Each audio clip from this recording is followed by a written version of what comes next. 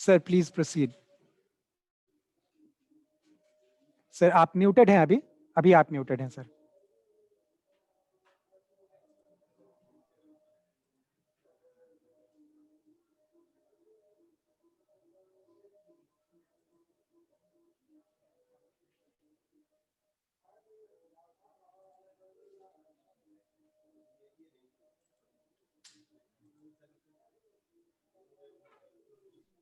जी हाँ सर, अब आप अनम्यूटेड हैं।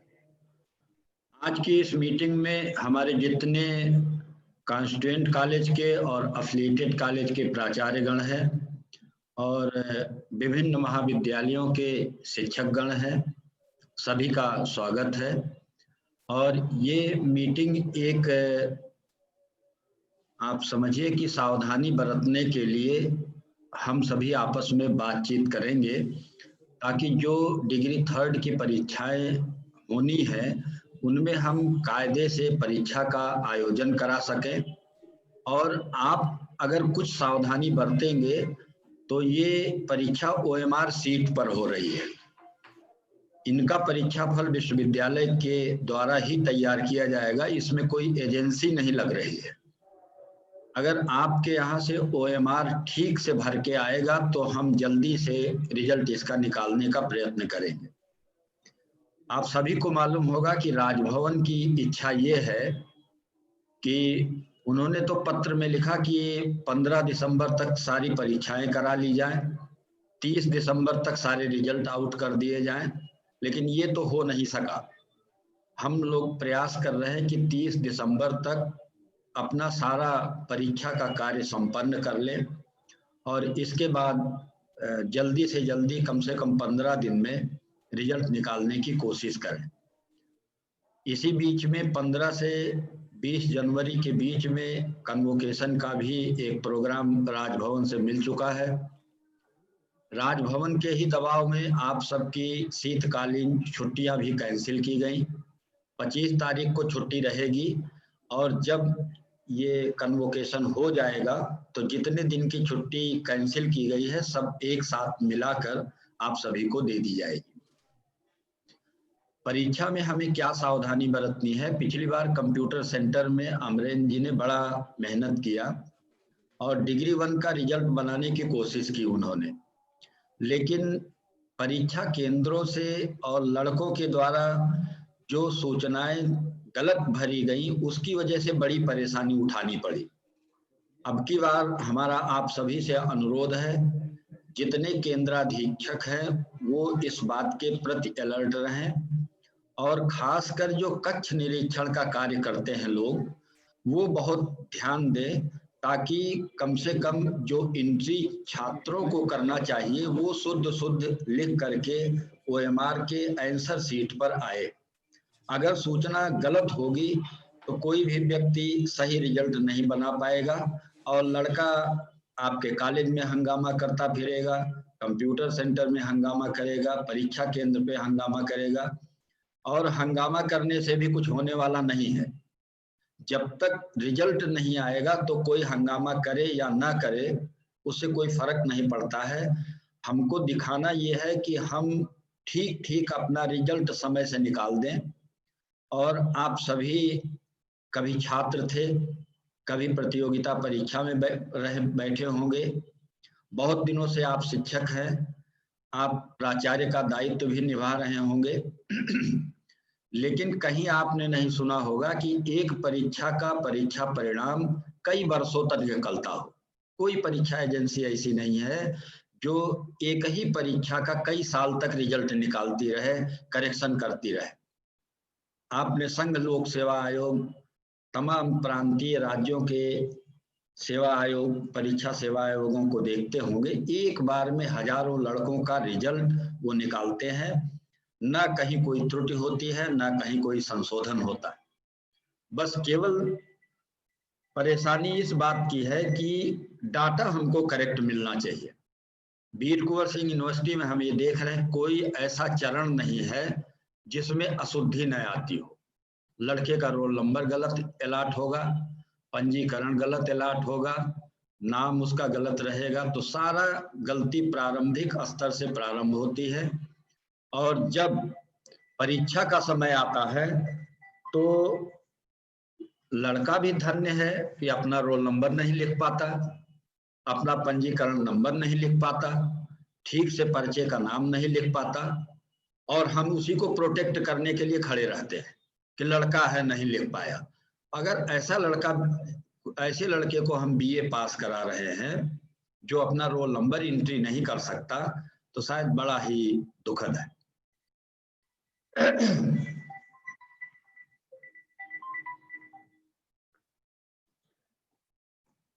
लड़के को थोड़ी देर के लिए अगर माफ भी कर दिया जाए तो जो लोग कमरे में ड्यूटी करते हैं उनसे तो ये अपेक्षा की जाती है कि जब वो कॉपी पे साइन करेंगे तो कम से कम इतना तो चेक करेंगे कि उसके द्वारा सारी एंट्री सही की गई है कि नहीं।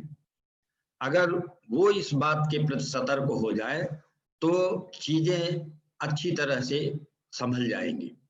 अब की बार जो OMR का आंसर शीट मिल रहा है, जितने भी इन्विजिलेटर जाएं, पहले तो केंद्राध्यक्ष को ये देखना पड़ेगा कि किसी 4th क्लास के व्यक्ति को इन्विजिलेशन कार्य में ना लगाएं, टीचर को लगाएं। अगर उस कॉलेज में टीचर कम पढ़ते हैं तो आसपास के किसी इंटर कॉलेज के टीचर को आप बुला लीजिए, उनको आप मतलब ड्यूटी में लगा सकते हैं इन्विजिलेशन में। और इन्विजिलेटर को ही ये निर्देश दें कि OMR की हर चीज को एक तरफ से वो पढ़ता जाए और सबका भराता जाए। अभी तो 4 तरह के OMR बांटे गए थे बीएड में, लेकिन इसमें 4 तरह के बजाय एक ही तरह का OMR हो रहा है। तो इसमें जितनी एंट्री है कक्ष निरीक्षक एक तरफ से पढ़ते जाए, लड़के को परीक्षा केंद्र का नंबर बता दें, उसको नाम के कॉलम में नाम भरवाए, पिता के नाम के आगे पिता का नाम भरवाए, महाविद्यालय के नाम के आगे जहां वो इनरोल है उस कॉलेज का नाम भराए, परीक्षा केंद्र में जहां वो परीक्षा दे रहा है उसका नाम भराए।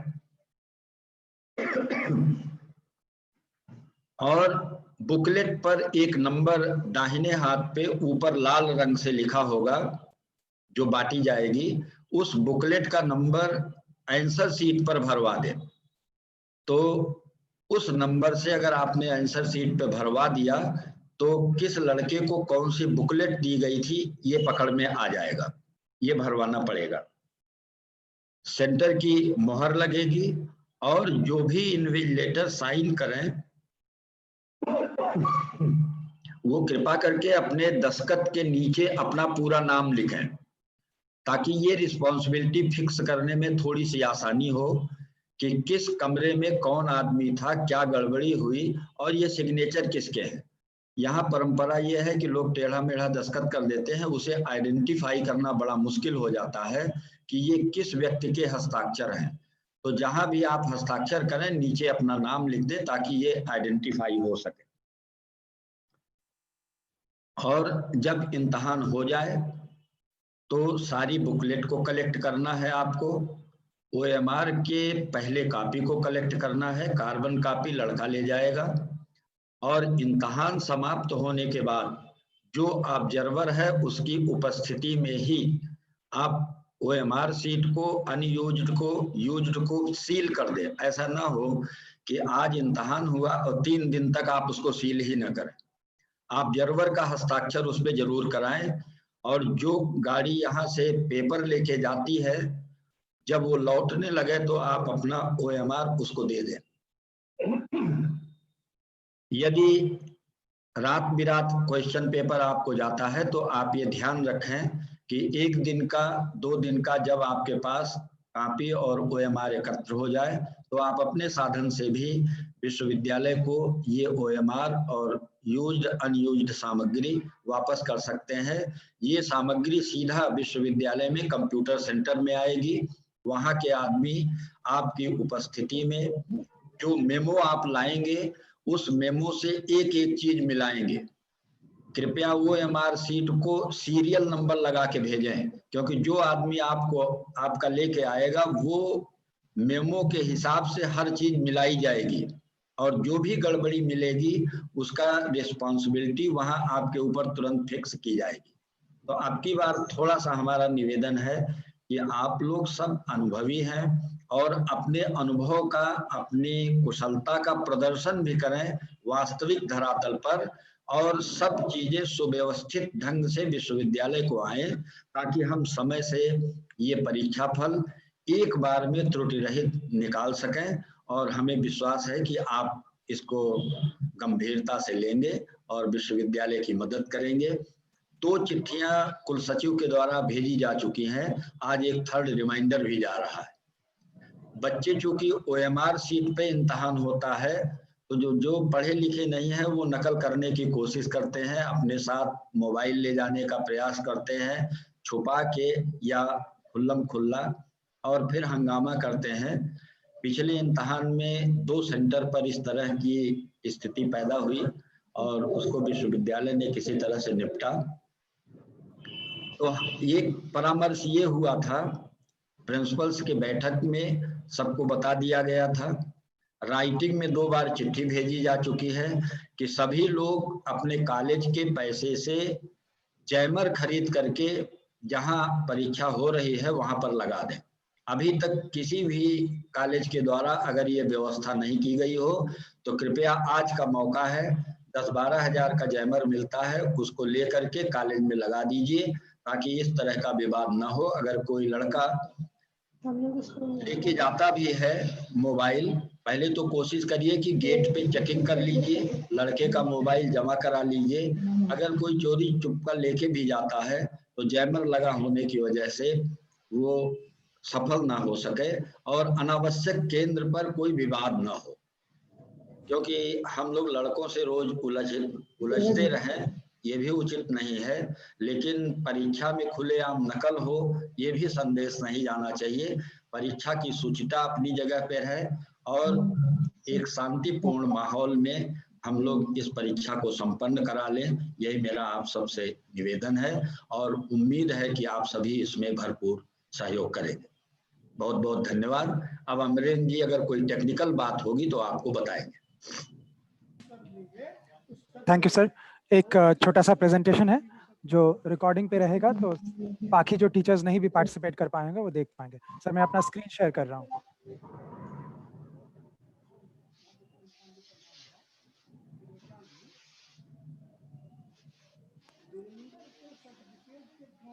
इसको स्क्रीनशॉट लो ना। आप सब लोगों के स्क्रीन के सामने एक प्रेजेंटेशन दिख रहा होगा जिसमें OMR हैंडलिंग कंप्यूटर सेंटर ऐसा लिखा है। अगर आप मोबाइल से हैं तो प्लीज अपना स्क्रीन उसी प्रकार एडजस्ट कर लें कि आप स्क्रीन को देख पाएं। इसमें स्क्रीनशॉट्स लेने की जरूरत नहीं पड़ेगी, ये सारी बातें ये वीडियो बन करके आपके पास लिंक में मिल जाएगा इस मीटिंग के खत्म होने के आधे घंटे के अंदर। शुरू करते हैं हम लोग। इस मीटिंग में अभी इस प्रेजेंटेशन में इन 7 चीजों पे बात होगी। टेक्स्ट एरिया जो है, जो खुले पेन से भरना है उसको OMR में कैसे भरना है, जो बबल्स भरने हैं, गोले करने होते हैं OMR में, वो कैसे होंगे, एक्सेप्शंस कैसे हैंडल करेंगे, जो आपकी औसत अपेक्षा है उससे भिन्न कुछ चीज आए तो उनमें से जिन चीजों को हमने अनुभव किया है पिछले परीक्षा में, कंप्यूटर सेंटर ने जो अनुभव किया है उसके आधार पे हैंडलिंग एक्सेप्शंस का एक लिस्ट बना हुआ है। इन्विजिलेटर की किन चीजों की रिस्पॉन्सिबिलिटी होगी, सेंटर किन चीजों के लिए जिम्मेदार है, और फिर एक अंत में रिस्पॉन्सिबिलिटी रिव्यू, जिसके बाद फिर प्रश्न उत्तर सत्र होगा जिसमें VC सर आंसर करेंगे। शुरू होने के पहले मैं आप सबको ध्यान दिलाना चाहता हूं कि इस बार OMR कॉपी सीधे कंप्यूटर सेंटर आएगी, विभाग नहीं जा रहा, कोई परीक्षक नहीं इसे देख रहा, इसे सॉफ्टवेयर देख रहा है। तो आप अपने सभी परीक्षार्थियों को ये बताएं कि अगर वो रोल नंबर गलत भरते हैं या गलतियां करते हैं, इधर उधर चिन्ह लगाते हैं, तो सॉफ्टवेयर में के कारण इसमें दिक्कत आएगी और सिर्फ वो विद्यार्थी जिम्मेदार माने जाएंगे उनके परीक्षा फल नहीं निकल पाने के। धीरे धीरे ज्वाइन करना, राकेश कुमार अभी ज्वाइन कर रहे हैं, हम लोग के साथ हैं। दूसरा बिंदु है, अगर कोई मिस्टेक पाया जाता है जिसको विश्वविद्यालय रिजॉल्व करना चाहता है तो हम लोग किसको पकड़ पाएंगे? हम लोग तो इन्विजिलेटर को ही तक ही जा पाएंगे। तो ये पता किया जाएगा और उन्हीं से प्रश्न पूछा जाएगा कि ये गलत रोल नंबर भरा हुआ था आपके ये में और ये डबल रोल नंबर आ गया और फिर भी आपका नीचे हस्ताक्षर, ये कैसे हुआ? मुझे बड़ा देखना है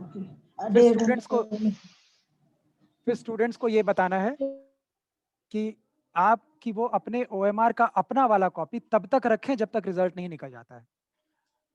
अब filling text area of OMR, देखिए दो हिस्सों में, OMR के दो हिस्सों में टेक्स्ट है, सबसे ऊपर टेक्स्ट एट टॉप और उसके बॉटम में ये उसका एक व्यू है जो आपके सामने आ रहा है।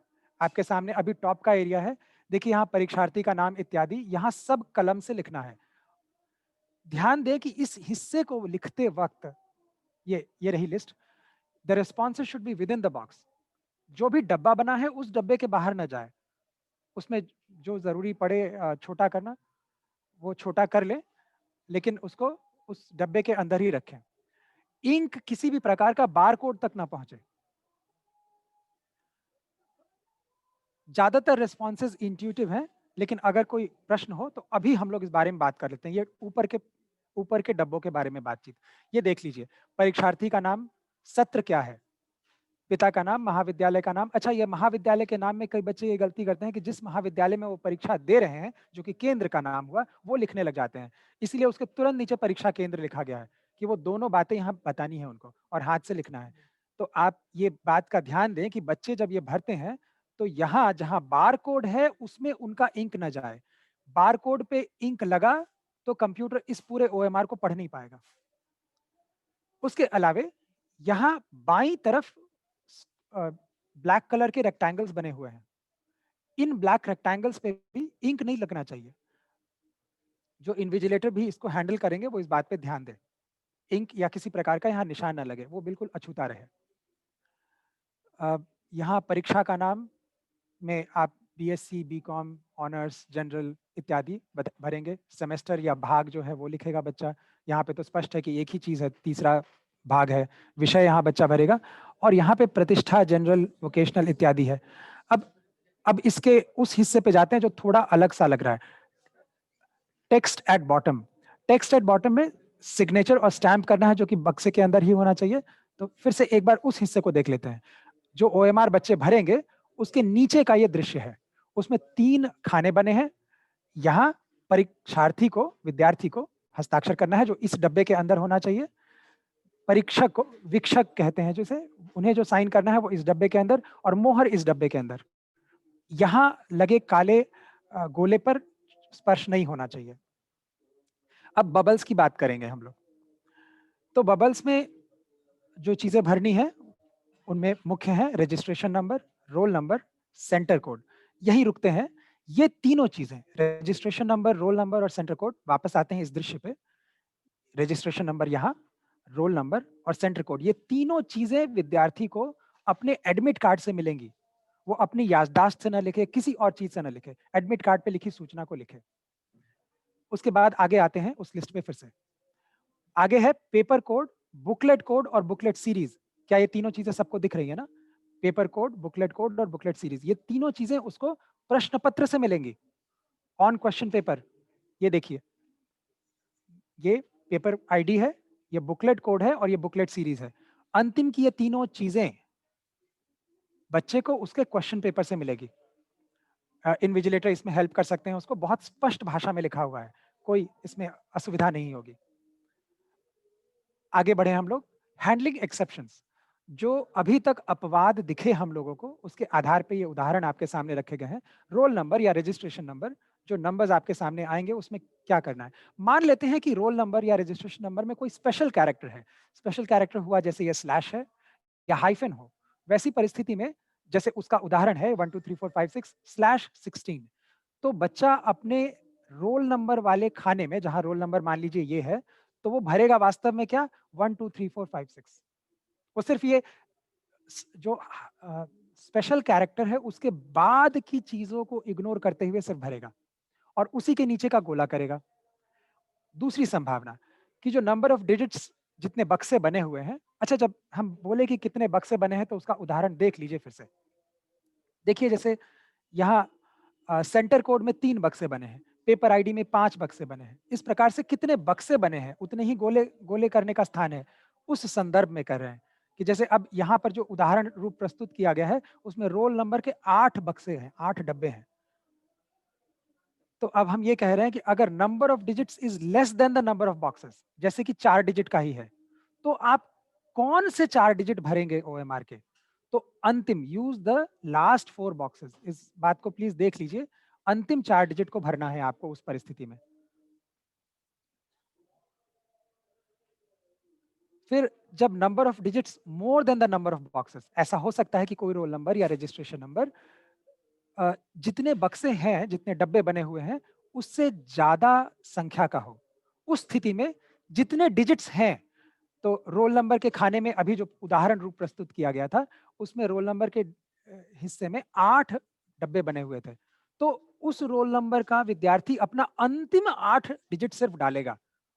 ये बात आशा है स्पष्ट हो गई होगी। वरना कुछ लोग पहले के 8 डाल देते हैं, कुछ लोग अंतिम के 8 डाल देते हैं, कुछ लोग अपने से एक नया बक्सा बना करके वहां पर लिख देते हैं। उसको कंप्यूटर नहीं पढ़ सकता है, प्लीज इसको समझ लें। और उसके अलावे अगर नॉर्मल केस हो कि जितने बक्से हैं उतना ही डिजिट का रोल नंबर है, जो कि मोस्ट स्टूडेंट्स के साथ होगा, तो उसमें तो कोई संशय की बात ही नहीं है, वो तो स्वाभाविक है।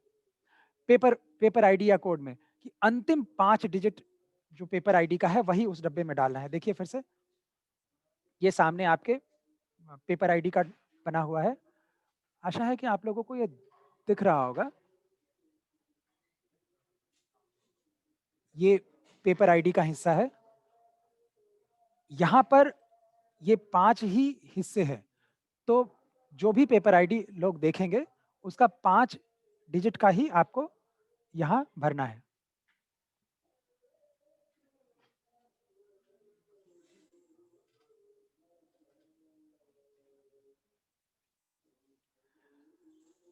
तो हैंडलिंग एक्सेप्शंस की बात हो गई। अब इन्विजिलेटर की रिस्पॉन्सिबिलिटी क्या है?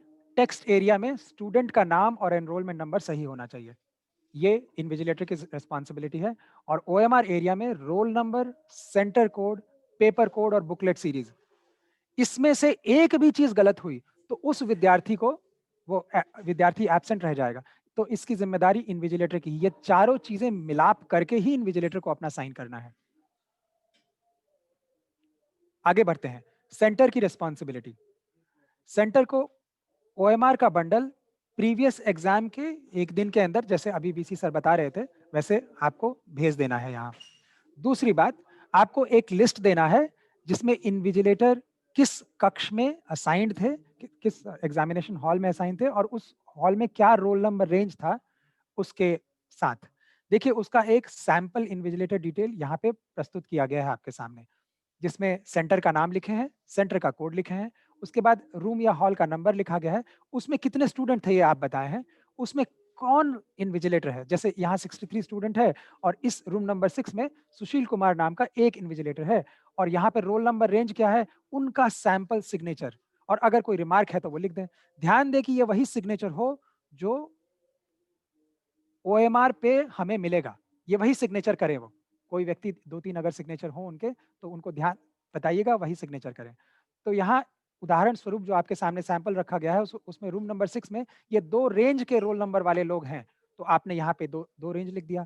और उसके बाद 7वें नंबर हॉल में 100 स्टूडेंट्स हैं मान लीजिए, और मान लीजिए कि यहाँ 3 इन्विजिलेटर हैं, तो तीनों का नाम यहाँ पड़ गया, और यहाँ पर एक ही ये रोल नंबर रेंज है, तो वो आपने लिख दिया, और तीनों के हस्ताक्षर, सैंपल सिग्नेचर।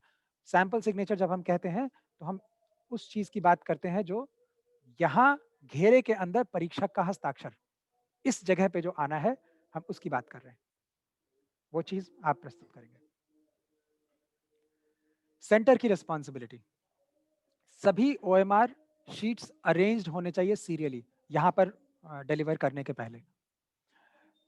मेमो पर रोल नंबर आप प्रेजेंट स्टूडेंट्स का लिखेंगे एक इंक्रीजिंग ऑर्डर में, और एब्सेंट स्टूडेंट्स का रोल नंबर जरूर मेंशन करेंगे।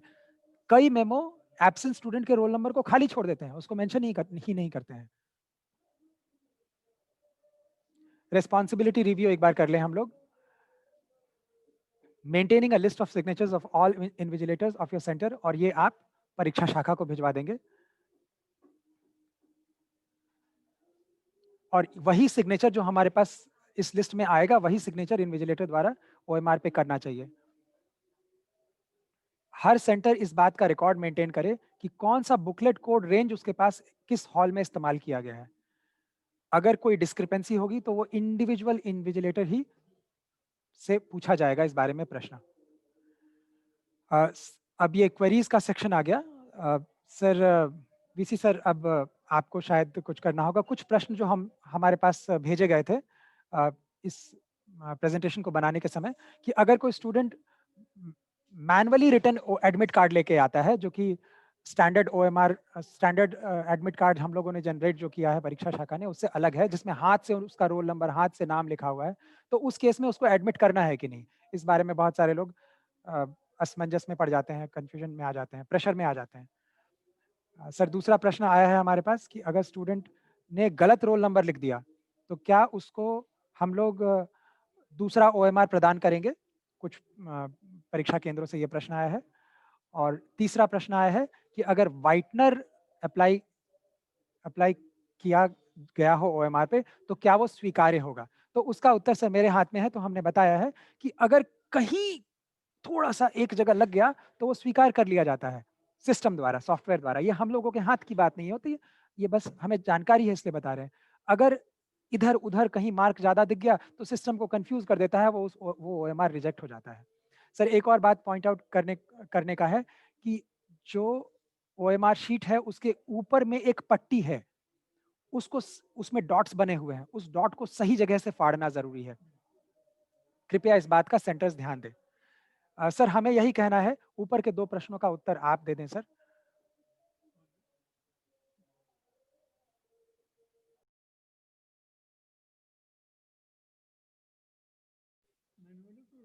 मैंने परीक्षा में शामिल तो कराया ही जाए। सर आप म्यूटेड हैं। सर आपको अभी अनम्यूट कर दें।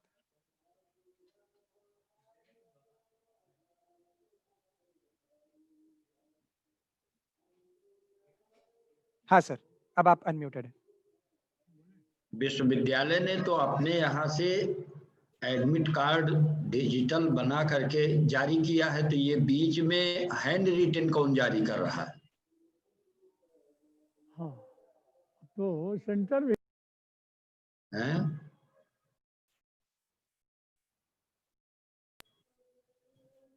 ये जो इस तरह का बीच में जारी होता है, यही सब दिक्कत पैदा करता है। हाँ बिल्कुल। तो आपने अनवर इमाम जी को इसमें नहीं शामिल किया है? क्या सर? शामिल है वो अनवर इमाम जी। अनवर इमाम जी को तो शामिल होना चाहिए। जब तक उनका दस्तखत नहीं होगा उसकी वैलिडिटी होगी कैसे? नहीं, जब एक प्रिंटेड एडमिट कार्ड जारी हो रहा है तो हैंड रिटन जारी होने का मतलब यह है कि कुछ न कुछ गड़बड़ी है, और परीक्षा विभाग का कोई आदमी इसमें गड़बड़ी अपनी तरफ से कर रहा है। ठीक है, मुझे लगता है इस प्रश्न का उत्तर मिला। हम वापस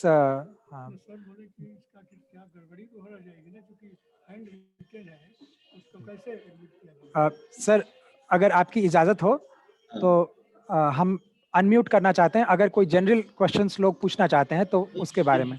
दूसरा सवाल ये हो गया कि अगर कोई लड़का इतनी सावधानी करने के बाद भी अपना रोल नंबर गलत भर देता है तो उसका क्या करें? ओएमआर सीट तो नहीं बदली जाएगी। अब आप बताइए उसमें क्या कर दें तो आपका कंप्यूटर उसको एक्सेप्ट कर लेगा? सर अगर कहीं एक आध जगह व्हाइटनर लगा हो तो सॉफ्टवेयर उसको हैंडल कर लेता है। मान लीजिए पूरा का पूरा रोल नंबर किसी लड़के ने गलत ही भर डाला, इन्विजिलेटर की सावधानी बरतने के बावजूद भी, तो क्या करेंगे? उसका इन्विजिलेटर रोल नंबर कहीं लिख करके दस्तखत कर देगा तो आप मैन्युअली कर लेंगे? सर मैनुअली ऊपर के हिस्से में टेक्स्ट बॉक्स में तो लिखा ही हुआ है, और अगर ऐसा हो तो उसको अलग से भेजा जाए हम लोगों को, हम लोग मैनुअली उसका रिजल्ट निकालेंगे फिर। क्योंकि जो ओएमआर सीट है वो जितने लड़के हैं उतने छपी है, और हर सेंटर को ओएमआर सीट एक्स्ट्रा भेजी ही नहीं जाएगी तो कहां से एक्स्ट्रा दे देंगे वो?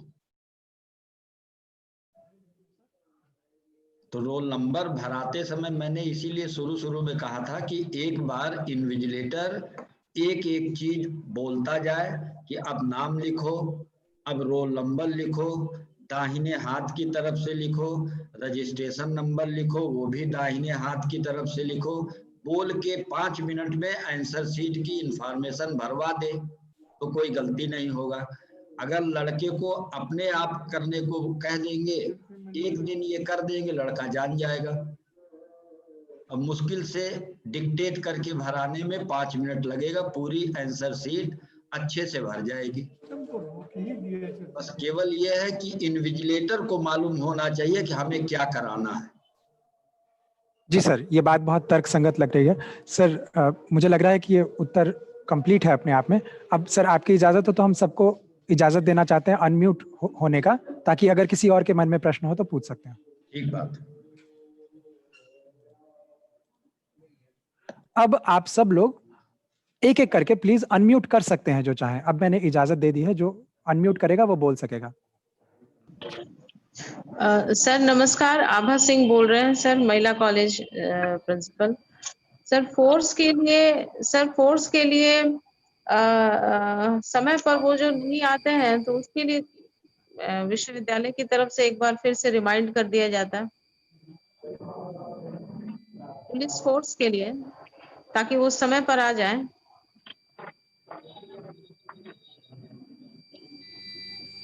एक चिट्ठी कंसर्न क्या कहते हैं डीएम को और कंसर्न एसपी को आज हम भिजवा देते हैं, जी जी। थोड़ा सा नरम भाषा में कि कृपया सहयोग किया जाए। और अपनी टीम में भी एक वहाँ आंतरिक कुछ इस तरह की व्यवस्था कर लीजिए कि गेट पर वो लोग एक प्रारंभिक चेकिंग करें, सौहार्द के साथ समझो, बच्चों को समझा बुझा के, मतलब संघर्ष की स्थिति न पैदा हो और नकल भी ना हो। ये हम लोगों को अपना काम इस कार्यशैली में करना है। फोर्स के लिए लिख रहे हैं। जी जी नमस्कार। हाँ नमस्कार। महिला कॉलेज से हो गया। कंफ्यूजन अवॉइड करने के लिए मैं किसी एक कॉलेज का नाम ले लेता हूँ। जैसे जैन कॉलेज से अगर कोई है, मुझे प्रिंसिपल सर दिख रहे हैं वहां से, या कोई और जैन कॉलेज से, तो वो पहले पूछ ले। हेलो क्या हेलो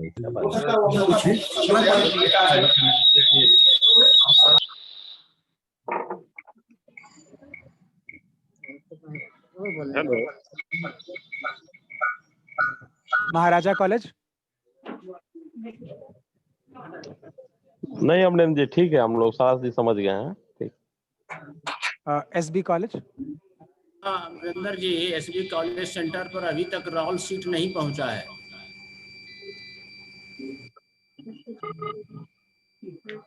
एसबी कॉलेज सेंटर? जी हाँ सर, एसबी कॉलेज सेंटर पे रोल शीट नहीं पहुंचा है। ये सूचना हम अनवर सर को फोन करके बता देंगे। नहीं, ये कंप्यूटर सेंटर रोल शीट नहीं भेजेगा। ये जान लिया जाए कि अगर आपके यहाँ क्वेश्चन पेपर समय से नहीं पहुंचता है, रोल शीट नहीं पहुंचता है, तो परीक्षा नियंत्रक को और पीवीसी को फोन कर दिया जाए। कि कंप्यूटर सेंटर। ठीक है सर, आनंद जी को बता दिया गया है। जगजीवन कॉलेज? हाँ नहीं, सब कुछ ठीक है, केवल जैमर का जो ऑर्डर हम लोग दिए हैं अभी तक डिलीवरी नहीं प्राप्त हुई। जी सर, अब यहाँ पे जो बातचीत हुई ओएमआर हैंडलिंग को लेकर के, उससे जुड़ा अगर किसी को कोई प्रश्न है तो सर भी यहाँ है, प्लीज अभी पूछ लीजिए। हम लोग अगर अच्छे से ये काम कर दें तो हम सर जी हाँ बोलिए सर। हम जैन कॉलेज से बोल रहे हैं, परीक्षा विभाग से। जी, तो हम जानना चाहते हैं कि क्वेश्चन सीरीज में है कि नहीं। क्वेश्चन सीरीज में है या नहीं। और दूसरा क्वेश्चन हमारा है सर, दूसरा क्वेश्चन है कि अभी जो बीएड वाला में ओएमआर आया था, बुकलेट था, प्रोमोटेड के लिए ज्यादा संख्या दिया था और कॉलम ज्यादा संख्या था सर। हाँ बोलिए। ज्यादा संख्या था, फिर प्रोमोटेड के लिए कॉलम जो भरना था वो ज्यादा था हाँ हाँ, डिजिट, फिर और ये रेगुलर के लिए कम था। लड़कों में कंफ्यूजन था। बट अब तो वो कंफ्यूजन नहीं रहना चाहिए। अगर ज्यादा संख्या है तो अंतिम के बक्से भर लिए जाएं। जैसे दाहिने लेफ्ट से दाहिने बोले थे, हाँ हमको यही जानकारी है। सीरीज वाला बताइए सर। जी, ठीक है, सीरीज वाली बात का भी उत्तर देंगे। अच्छा, फोर्स में हमको महिला भी चाहिए सर। ठीक है, वीसी सर वो क्वेश्चन बुकलेट सीरीज के बारे में कुछ बोल रहे हैं कि सीरीज में होगा क्या, इस बारे में हमें नहीं पता। एसपी कॉलेज से बोल रही हूँ मैं, अमरेंद्र नारायण, सुन रहे हैं आप? जी हाँ, सुन रहे हैं। हाँ, ये ओएमआर सीट में वीक्षक की जगह परीक्षक लिखा हुआ है, नीचे जो साइन करना है जी उसमें मैम, वीक्षक की जगह परीक्षक लिखा हुआ है, तो ये उनको प्रॉब्लम होगी। वीक्षक लोग इस चीज को स्वीकार नहीं करेंगे संभवतः। मैम इसको हाँ, इसको गलती स्वीकार करें, परीक्षक को वीक्षक समझ करके दस्तखत करें। क्या उसको मैनुअली परीक्षक को काट के वहाँ वीक्षक लिख दिया जाए? हाँ, लिख लीजिए, कोई दिक्कत नहीं। सर वो लोग काट करके अगर वीक्षक लिखेंगे, सर अगर वो काट के वीक्षक लिखेंगे तो वो उस काले डब्बों को, काले बक्सों को प्रभावित कर देंगे। वहाँ पे काट छाट ना करें। मतलब क्रॉस नहीं करे, लेकिन हाँ। एक वहाँ से अगर लेटर इशू कर दिया जाए तो वो ज्यादा बेहतर रहेगा। इसी तरह का किसी को प्रॉब्लम नहीं होगा, एक डिटेल में रहेगा हमारे पास। देखिए, ये कमी बीएड के ओएमआर सीट में हुई थी। आपको जो डिग्री 3rd की ओएमआर सीट जाएगी उसके ऊपर आपको मोहर लगा हुआ मिलेगा, वीक्षक के हस्ताक्षर। उसमें आपको कंफ्यूज नहीं करना है। Okay sir, thank you sir. तो अब हम लोग ये मीटिंग समाप्त करते हैं और फिर अगले किस दूसरे जिला का हम लोग करना है। अमरिंदर सर, जी हाँ सर ऐसा है, आपने जो रोल नंबर का बोला कि जैसे कि अगर अल्फा डिजिट रहता है शुरू में, ठीक है, तो उसको तो हम लोग छोड़ दिए, पीछे से 8 डिजिट अगर ले रहे हैं, तो अगर आप 16 सत्र के जो बच्चे प्रमोटेड हैं और 17 के भी रोल नंबर को आप जब टैली कीजिएगा, दोनों रोल नंबर सेम हो जाएगा आपका। उस केस में हम रजिस्ट्रेशन नंबर का इस्तेमाल करेंगे, वहाँ थोड़ा मैनुअल हैंडलिंग होगी। लेकिन अमरिंदर सर, तो रजिस्ट्रेशन में भी आप ये देखिएगा कि 16 का जो रजिस्ट्रेशन बना था उसमें डिजिट ज्यादा है और 17 में डिजिट कम है, और दोनों जाके लास्ट में वो टैली करने की संभावनाएं 100% है।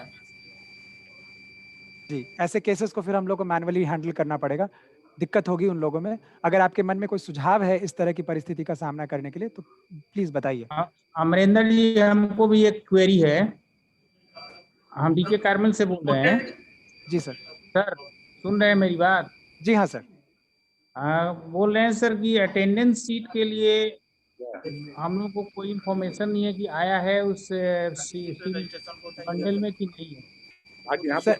सर इस बारे में अभी वीसी सर ने कहा था कि प्रो वीसी सर से बात कर लें। अटेंडेंस शीट को प्रो वीसी सर और कंट्रोलर सर मैनेज करते हैं, वो लोग बताएंगे उस बारे में। तो सर ऐसा नहीं हो सकता है कि प्रमोटेड वाले के लिए अलग ओएमआर का कुछ व्यवस्था हो, या कुछ ऐसा इंडिकेशन के लिए दिया जाए कि ये प्रमोटेड लड़के हैं, या हम लोग ऊपर में इंडिकेट कर दे कि ये प्रमोटेड लड़के का ये है रोल नंबर है। हाँ, कर दीजिए, कोई दिक्कत नहीं। ठीक है, ओके सर। हाँ सर, एक और क्वेरी है हमको, डीके कार्मल से बोल रहा हूँ। क्वेश्चन पेपर डेली आएगा कि एक ही दिन आ जाएगा? नहीं, एक ही दिन सब नहीं जाएगा। इम्तहान के एक दिन पहले तक आपको क्वेश्चन पेपर मिल जाएगा, कई बार जाएगा। अच्छा, दोनों सीटिंग के लिए अलग अलग जाएगा? नहीं, दोनों सीटिंग का एक दिन चला जाएगा, लेकिन पूरी परीक्षा का क्वेश्चन पेपर एक बार में नहीं जाएगा। नहीं जाएगा। और दूसरी बात है कि कोई एक मोबाइल नंबर प्रोवाइड कर दिया जाता है, कोई कंफ्यूजन होता बीच में तो हम लोग क्वेरी कर सकते हैं। अरे कितना कंफ्यूजन दूर किया जाएगा, एक सेमिनार हो गया आधे घंटे का, सब चीज सामने रख के समझा दिया गया, कोई बहुत बड़ा अलजबरा थोड़ी है। फिर भी एक हेल्पलाइन होता है सर हर परीक्षा में। तो हेल्पलाइन होता है, तो उसके लिए अनवर इमाम और क्या कहते हैं प्रो वाइस चांसलर 2 लोग हैं। अमरेंद्र जी का नंबर ले लीजिए, हमारा नंबर ले लीजिए, जिससे आपकी समस्या सॉल्व हो सके उसको मिला लीजिएगा। जी सर, इन सभी परीक्षा के केंद्राध्यक्षों का एक व्हाट्सएप ग्रुप बना हुआ है, एफिलिएटेड कॉलेजेस का है, कंस्टिट्यूएंट कॉलेज के प्रिंसिपल्स का है, तो सर उसमें क्वेरीज की जा सकती हैं और उसका जवाब वहां पे दिया जा सकता है। अमरेंद्र जी, एक क्वेश्चन था हमारा। जी अमरेंद्र जी, सुन पा रहे हैं मुझे आप? जी हाँ। एसबी कॉलेज से कंट्रोलर अरविंद सिंह बोल रहा हूँ। जी अरविंद जी, हमें ये कंफर्म करना था कि जो कैंडिडेट्स की एंट्री होगी वो मैक्सिमम कितने समय पहले तक की जा सकती है एक सीटिंग की परीक्षा के समय? जैसे 11 बजे से परीक्षा स्टार्ट है, तो कुछ कैंडिडेट होते हैं जो 11 बजे के बाद भी आते हैं, तो उन्हें हमें एंट्री अलाउड नहीं करना है कि क्या करना है? क्योंकि समय हमारे पास बहुत कम है, 1.5 घंटे का। उसी दौरान हमें सारे परीक्षार्थियों का सारा डेटा अपडेट कर देना है। तो इस स्थिति में अगर एक हमें उचित गाइडलाइन मिल जाएगी कि इसके बाद हमें गेट नहीं खोलना है, किसी भी कैंडिडेट को एंट्री नहीं देनी है, तो हमारे लिए सुविधाजनक हो जाएगा। वीसी सर इस बारे में जो कहें वही अंतिम बात होगी। अब देखिए, किसी भी परीक्षा में आने के लिए तो एक टाइम होता है परीक्षा के प्रारंभ होने के बाद। मान लीजिए कोई लड़का रास्ते में कहीं जाम में फंस गया या कुछ हो गया, तो कुछ 15-20 मिनट का एक टाइम आप सभी लोग आपस में परामर्श करके बताइए कितना टाइम रख दिया जाए। 15 मिनट तक अलाउ कर दीजिए। 90 मिनट का है तो कितना टाइम दे सकते हैं? 15 मिनट तक अलाउ कर दीजिए, 15 मिनट के बाद गेट बंद कर दीजिए। ठीक है सर। या आधा घंटा तक भी कर सकते हैं सर, आधा घंटा तक कर दीजिए। हम आधा घंटा रखने पे यहाँ पे बहुत से कैंडिडेट ऑलरेडी एक्सक्यूज देंगे कि हम जाम में फंसे हुए थे। ऐसा हम लोग कॉम्पिटिटिव एग्जाम में भी देखते हैं। ठीक है, तो अब हम लोगों को आधे घंटे तक ये हाथ पांच में आप फंसे रहिएगा तो कंट्रोल नहीं कर पाइएगा, क्योंकि 90 मिनट का ही पेपर है। ये सर। हाँ ठीक है सर, तो 15 मिनट ही काफी रहेगा। बस 15 मिनट के बाद जो है गेट बंद कर दीजिए और इसके बाद खत्म हो जाए। जी हाँ, ये भी तो बात है सर कि अब तो एग्जाम 9 बजे से हो नहीं रहे हैं, 11 बजे से हो रहे हैं, इसलिए 15 मिनट काफी है सर। जी अभी इस मीटिंग को समाप्त करना होगा। 11:45 से दूसरी मीटिंग है, एक दूसरे जिले की मीटिंग है। अभी के लिए मीटिंग बंद। मैम कुछ पूछना था हमको भी। मैम 11:45 पे वो लिंक खुल रहा है, मैम उसमें आ जाइए। ये वो बात वहाँ पे हो सकती है। जो इंस्ट्रक्शन आपने दिया है उसको वेबसाइट पर डाल दीजिए प्लीज। जी मैम जरूर, जी डाल देंगे। तो स्टूडेंट्स के लिए भी ये बेनिफिट होगा। जी मैम। जो लोग दूसरे जिला से हैं जिनको 11:45 का समय दिया गया था, वो उसमें शामिल हो सकते हैं। 11:45 से फिर से मीटिंग शुरू होती है।